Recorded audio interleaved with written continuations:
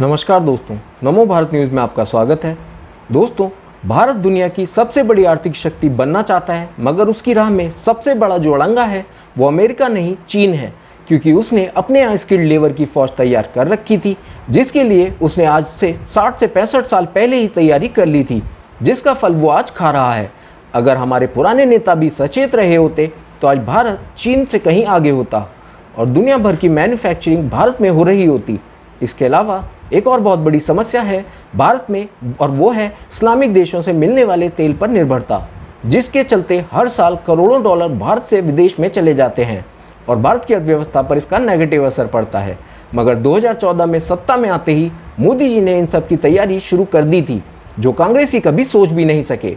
और आज एक और झटका मोदी जी ने इस्लामिक देशों को और चीन को दे दिया है, जिसे आप एक तीर से दो शिकार भी कह सकते हैं। मगर आगे बढ़ने से पहले आप कमेंट बॉक्स में मोदी है तो मुमकिन है जरूर लिखें। दरअसल भारत की अर्थव्यवस्था में ऑटोमोबाइल सेक्टर का बहुत बड़ा हाथ है। अभी कोरोना काल में गाड़ियां न बिक सकने से हुए असर ने ये दिखा भी दिया था। अब ऐसे में मोदी जी ने एक ऐसा उपाय ढूंढ निकाला है जिसके बाद भारत की अर्थव्यवस्था को 5 ट्रिलियन की अर्थव्यवस्था बनने से कोई नहीं रोक सकता। भारत अब इलेक्ट्रिक व्हीकल की ओर कदम बढ़ा चुका है, ताकि एक तरफ प्रदूषण को घटा सके और देश का पैसा देश में रह जाए। मगर बिजली के वाहन जिस लिथियम आयन बैटरी से चलते हैं वो सभी अब तक केवल चीन में ही बनती थी, इसलिए भारत में इन वाहनों का उत्पादन बेहद ही महंगा था। इलेक्ट्रिक व्हीकल को बढ़ावा देने के लिए भारत सरकार तेजी से काम कर रही है।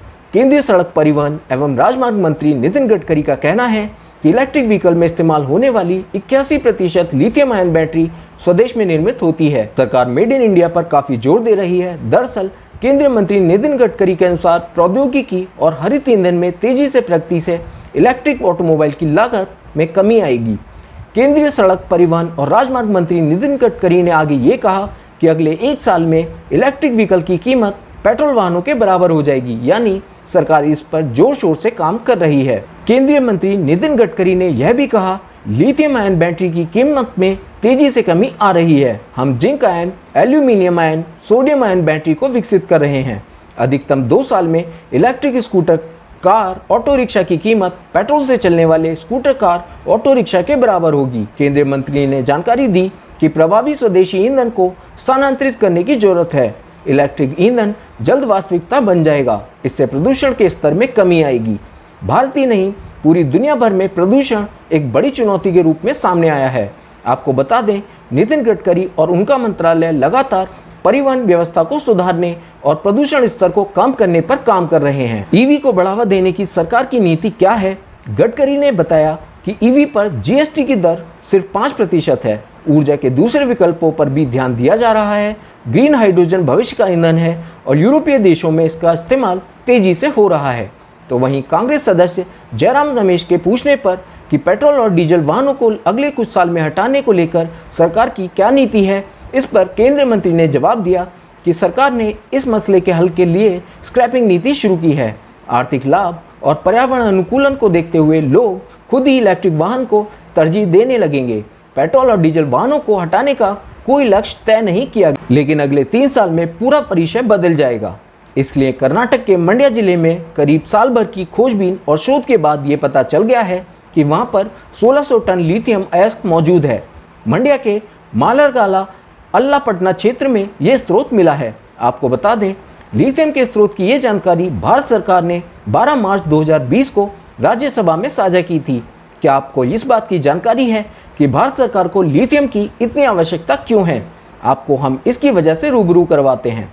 दरअसल भारत प्रतिवर्ष लिथियम बैटरी आयात करता है, जो battery mobile phone, TV, laptop और रिमोट जैसे उपकरणों में इस्तेमाल की जाती है। आपको कुछ आंकड़ों के बारे में बताते हैं जिससे आपको लिथियम के अहमियत की समझ आ जाएगी। वर्ष 2016 से 2017 में केंद्र सरकार ने 17.46 करोड़ से ज़्यादा लिथियम बैटरी आयात की, जिसकी कीमत 384 मिलियन US यानी 2818 करोड़ रुपए थी। वहीं वर्ष 2017 से 2018 में केंद्र सरकार ने 31.33 करोड़ से ज़्यादा लिथियम बैटरी आयात की, जिसकी कीमत 727 मिलियन US यानी 5335 करोड़ रुपए थी। वर्ष 2018 से 2019 में केंद्र सरकार ने 71.25 करोड़ से ज़्यादा लिथियम बैटरी की आयात की, जिसकी कीमत 1255 मिलियन US यानी 9211 करोड़ रुपए थी। वर्ष 2019 से 2020 में केंद्र सरकार ने 45.3 करोड़ से ज्यादा लिथियम बैटरी आयात की,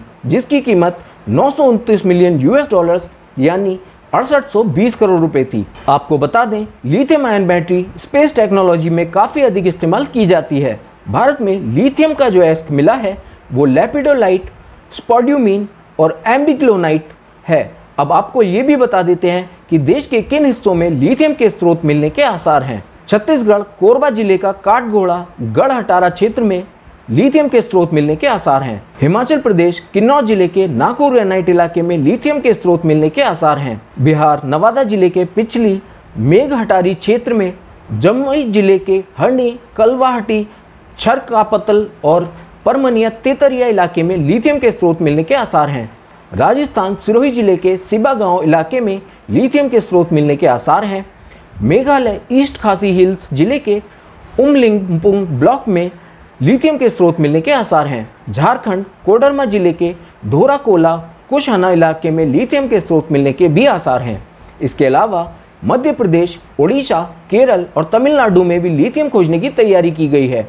आपको बता दें, अब तक भारत लिथियम आयन के लिए दूसरे देशों पर निर्भर है।